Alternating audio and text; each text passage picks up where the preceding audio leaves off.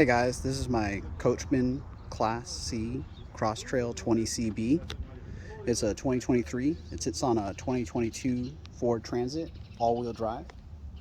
When you rent it, you'll get a pretty standard package. You get the leveling blocks. The TVs allow for you to broadcast from your cell phone. Out here you have a spray port. Here's the shoe locker. Here's some outlets. You'll notice around the rig, if an outlet says GFI, it's because it's hooked up to the GFI in the bathroom. If you have an issue, it's most likely the GFI in the bathroom got tripped. In the rig, you'll have some cleaning supplies, a lantern, an emergency kit, a trash bag for every day that you take it, and here is a pest detour thing, solar powered if you wanted to. I use it for bears if I ever go to bear country. I try and give you at least 3 to 4 water jugs that are empty, so that way you can extend out your freshwater tank and use it for cleaning and showers versus for drinking. I give you a chair for every adult or child, up to 6. Right here is a propane hookup. Let's see, got a little hose there. On the back, you'll get AstroTurf, which is great for keeping dust down. And you can see I have it bungee cord behind the bumper, and this keeps it safe. There's a backup camera. Also with it, you'll get a filter and hookup. This is hooked up for city fill right now. If you were to do freshwater fill, it would be this one on the right.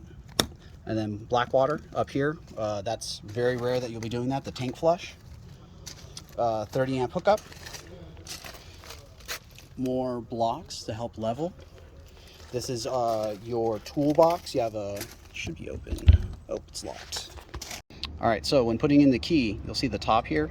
That's closer to the edge. That's for the teeth of the key. The part that's in the center is for the flat spot.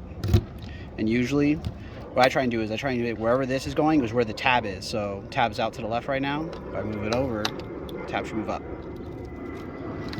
In here will be your gear locker. You have a little extra gas tank, some gloves for when you're doing a dump.